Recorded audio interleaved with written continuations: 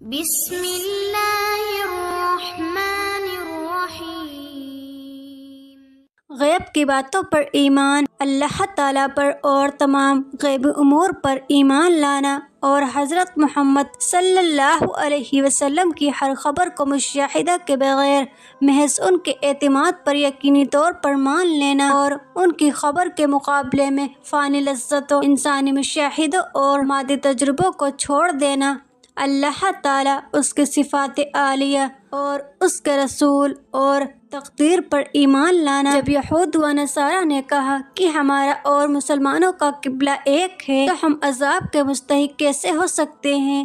تو اس خیال کی تردید میں اللہ تعالیٰ نے ارشاد فرمایا، کوئی یہی نیکی و کمال نہیں کہ تم اپنے منہ مشرق کی طرف کرو یا مغرب کی طرف، بلکہ نیکی تو یہ ہے کہ کوئی شخص اللہ تعالیٰ کی ذات و صفات پر یقین رکھے اور اسی طرح آخرت کے دن پر، فرشتوں پر، تمام آسمانی کتابوں پر اور نبیوں پر یقین رکھے۔ مال کی محبت اور اپنی حاجت کے باوجود رشتہ داروں، یتیموں، مسکینوں، مسافروں، سوال کرنے والوں اور غلاموں کو آزاد کرانے میں مال دے، اور نماز کی پابندی کرے اور زکوٰۃ بھی ادا کرے، اور ان عقیدوں اور اعمال کے ساتھ ان کے یہ اخلاق بھی ہوں کہ جب وہ کسی جائز کام کو عہد کریں تو اس عہد کو پورا کریں، اور وہ تنگ دستی میں، بیماری میں اور لڑائی کے سخت وقتوں میں مستقل مزاج رہنے والے ہوں۔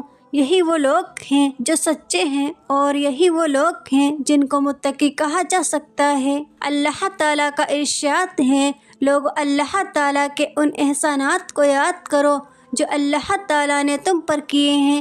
ذرا سوچو تو صحیح، اللہ تعالیٰ کے علاوہ بھی کوئی خالق ہے جو تم کو آسمان و زمین سے روزی پہنچاتا ہو؟ اس کے سوا کوئی حقیقی معبود نہیں۔ پھر اللہ تعالیٰ کو چھوڑ کر تم کہاں چلے جا رہے ہو؟ لہٰذا مجھ سے کھانا مانگو، میں تمہیں کھلاؤں گا۔ میرے بندو، تم سب برہنہ ہو سوائے ان کے جس کو میں پہناؤں، لہٰذا تم مجھ سے لباس مانگو، میں تمہیں پہناؤں گا۔ میرے بندو، تم رات دن گناہ کرتے ہو اور میں تمام گناہوں کو معاف کرتا ہوں، لہٰذا تم مجھ سے بخشش طلب کرو، میں تمہیں بخش دوں گا۔ میرے بندو، تم مجھے نقصان پہنچانا چاہو تو ہرگز نقصان نہیں پہنچا سکتے، اور تم مجھے نفع پہنچانا چاہو تو ہرگز نفع نہیں پہنچا سکتے۔ میرے بندو، اگر تمہارے اگلے پچھلے انسان اور جنات سب اس شخص کی طرح ہو جائیں جس کے دل میں تم میں سے سب سے زیادہ اللہ کا ڈر ہے، تو یہ بات میری بادشاہت میں کوئی اضافہ نہیں کر سکتی۔ میرے بندو، اگر تمہارے اگلے پچھلے انسان اور جنات سب اس شخص کی طرح ہو جائیں جو تم میں سب سے زیادہ فاجر و فاسق ہے، تو یہ چیز میری بادشاہت میں کوئی کمی نہیں کر سکتی۔ میرے بندو، اگر تمہارے اگلے پچھلے انسان اور جنات سب ایک کھلے میدان میں جمع ہو کر مجھ سے سوال کریں اور میں ہر ایک کو اس کے سوال کے مطابق عطا کر دوں، تو اس سے میرے خزانوں میں اتنی ہی کمی ہوگی جتنی کمی سوئی کو سمندر میں ڈال کر نکالنے سے سمندر کے پانی میں ہوتی ہے، اور وہ کمی کوئی کمی نہیں۔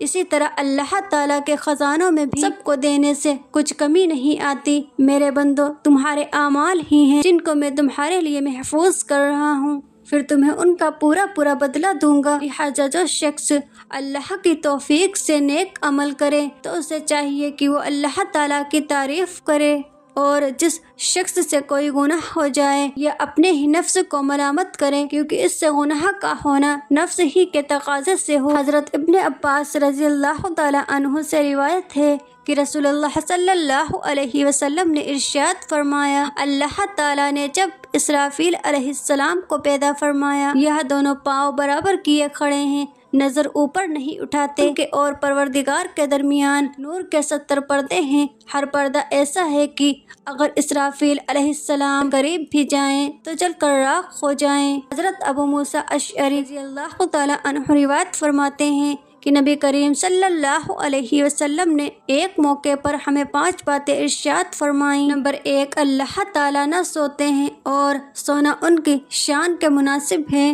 نمبر 2، روزی کو کم اور کشادہ فرماتے ہیں۔ نمبر 3، ان کے پاس رات کے اعمال دن سے پہلے نمبر 4، اور دن کے اعمال رات سے پہلے پہنچ جاتے ہیں۔ نمبر 5، ان کے اور مخلوق کے درمیان پردہ ان کا نور ہے، اگر وہ یہ پردہ اٹھا دیں تو جہاں تک مخلوق کی نظر جائے ان کی ذات کے انوار سب کو جلا ڈالیں۔ حضرت جرارہ بن عوف رضی اللہ تعالیٰ عنہ سے روایت ہے، رسول اللہ صلی اللہ علیہ وسلم نے حضرت جبرائیل علیہ السلام سے پوچھا، کیا تم نے اپنے رب کو دیکھا ہے؟ یہ سن کر جبرائیل علیہ السلام کانپ اٹھے اور عرض کیا، اے محمد صلی اللہ علیہ وسلم، میرے اور ان کے درمیان تو نور کے 70 پردے ہیں، اگر میں کسی ایک کے نزدیک بھی پہنچ جاؤں تو جل جاؤں۔ حضرت ابو ہریرہ رضی اللہ تعالیٰ عنہ نبی کریم صلی اللہ علیہ وسلم سے روایت کرتے ہیں کہ آپ صلی اللہ علیہ وسلم نے ارشاد فرمایا، اللہ تعالیٰ قیامت کے دن